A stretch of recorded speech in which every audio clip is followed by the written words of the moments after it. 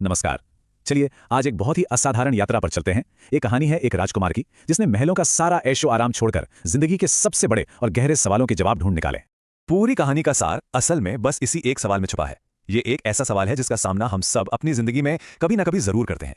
सिद्धार्थ की पूरी यात्रा बस इसी एक सवाल के जवाब की तलाश थी। तो हमारी कहानी शुरू होती है एक जन्म से और एक बहुत ही महत्वपूर्ण भविष्यवाणी से, जिसने एक पूरे राज्य का भविष्य ही तय कर दिया। राजा शुद्धोधन ने अपने बेटे सिद्धार्थ को हर दुख हर तकलीफ से बचाने की पूरी कोशिश की। उनका पालन पोषण महल की चारदीवारी के अंदर हर तरह की शानो शौकत और आराम में हुआ। राजा का बस एक ही मकसद था कि सिद्धार्थ को जिंदगी की कड़वी सच्चाई का कभी पता ही न चले। यही वो भविष्यवाणी थी जो कहानी का सबसे बड़ा टर्निंग पॉइंट बनी। महान संत असित मुनि के इन शब्दों ने राजा के दिल में एक गहरा डर पैदा कर दिया। उन्हें डर था कि कहीं उनका बेटा राज सिंहासन छोड़कर एक तपस्वी न बन जाए, और बस इसी डर की वजह से उन्होंने सिद्धार्थ को बाहरी दुनिया से बिल्कुल अलग थलग रखा।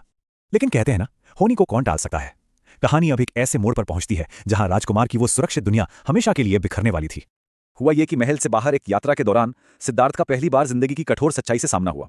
उन्होंने एक कमजोर बूढ़े व्यक्ति को देखा, फिर दर्द से तड़पते एक बीमार व्यक्ति को, और आखिर में एक मृत शरीर को। ये तीन नजारे देखकर वो अंदर तक हिल गए। लेकिन जो चौथा दृश्य था, एक शांत तपस्वी का, उसने उन्हें एक अलग रास्ते की उम्मीद दिखाई। इन दृश्यों ने सिद्धार्थ के मन में जैसे एक क्रांति ला दी।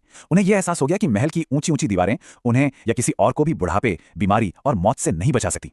दुख एक यूनिवर्सल ट्रूथ है, और बस यहीं से उनकी मुक्ति की असली खोज शुरू हुई। इसके बाद सिद्धार्थ की यात्रा का अगला दौर शुरू हुआ, जो त्याग और बहुत ही कठोर तपस्या से भरा। जरा सोचिए, एक रात उन्होंने चुपचाप अपने सोते हुए परिवार को, अपनी पत्नी यशोधरा और बेटे राहुल को अलविदा कहा। उन्होंने शाही सुख, ताकत और परिवार सब कुछ त्याग दिया, सिर्फ एक सवाल का जवाब ढूंढने के लिए कि इस दुख से आजादी कैसे पाई जाए। यह एक महान त्याग था। सालों साल सिद्धार्थ ने कठोर तपस्या की, अपने शरीर को हर तरह का कष्ट दिया, ये मानते हुए कि शायद खुद को पीड़ा देने से सत्य का मार्ग मिल जाएगा। लेकिन उन्हें जल्द ही समझ आ गया कि ना तो बहुत ज्यादा भोग विलास में कोई सार है, और ना ही खुद को इस तरह तड़पाने में। सच्चा रास्ता कहीं बीच में था। अब हम कहानी के उस क्लाइमैक्स पर पहुंचते हैं जहां सिद्धार्थ का अटूट संकल्प उन्हें ज्ञान के शिखर तक ले जाता है। बोध गया में एक पीपल के पेड़ के नीचे बैठकर उन्होंने ये अटल प्रतिज्ञा ली। ये उनकी जबरदस्त इच्छा शक्ति का सबूत था। या तो उन्हें जवाब मिलेगा, या वो इस कोशिश में अपने प्राण दे देंगे, लेकिन वो सच को पाए बिना वहां से उठने वाले नहीं थे। और फिर गहन ध्यान की उस अवस्था में एक रात उन्हें ज्ञान का वो प्रकाश मिला। उन्होंने जीवन और मृत्यु के चक्र को समझा, दुख की असली जड़ को पहचाना, और उससे आजादी का रास्ता भी खोज लिया। उनकी सालों की तलाश आखिरकार पूरी हुई। उसी क्षण से राजकुमार सिद्धार्थ को बुद्ध के नाम से जाना जाने लगा। बुद्ध का मतलब है जागा हुआ व्यक्ति, द अवेकेंड वन। यह सिर्फ एक उपाधि नहीं थी, बल्कि उनकी चेतना की एक नई अवस्था का प्रतीक थी।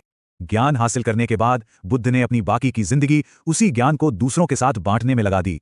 तो आखिर उनकी शिक्षाएं थी क्या? बुद्ध की शिक्षा का जो मूल है वो इस बात में है कि हमारे सभी कष्टों की जड़ तृष्णा है। मतलब एक ऐसी प्यास जो कभी नहीं बुझती, चीजों से लगाव और कभी न खत्म होने वाली इच्छा। और जब हमारी इच्छाएं पूरी नहीं होती तो हमें दुख होता है। तो अगर तृष्णा ही कारण है, तो इसका समाधान क्या है? समाधान है अपनी इच्छाओं और अपनी लालसाओं पर काबू पाना। जब कोई भी इंसान अपनी इन इच्छाओं और लगाव से ऊपर उठ जाता है, तो वो निर्वाण को पा लेता है, यानी दुखों से पूरी तरह मुक्ति की अवस्था। उनका संदेश सिर्फ आध्यात्मिक ही नहीं था, बल्कि बहुत नैतिक और प्रैक्टिकल भी था। उन्होंने अहिंसा यानी किसी को चोट न पहुंचाना, सत्य, करुणा यानी सभी जीवों के लिए दया का भाव और समानता का उपदेश दिया। उनका मानना था कि सभी मनुष्य बराबर हैं। ये जो सुंदर बात है, ये उनकी शिक्षाओं का पूरा सार बताती है। उनका मानना था कि जब हम दूसरों की जिंदगी में अच्छाई और रोशनी लाते हैं, तो हमारी अपनी जिंदगी भी रोशन हो जाती है। करुणा न सिर्फ दूसरों को बल्कि खुद को भी शांति देती है।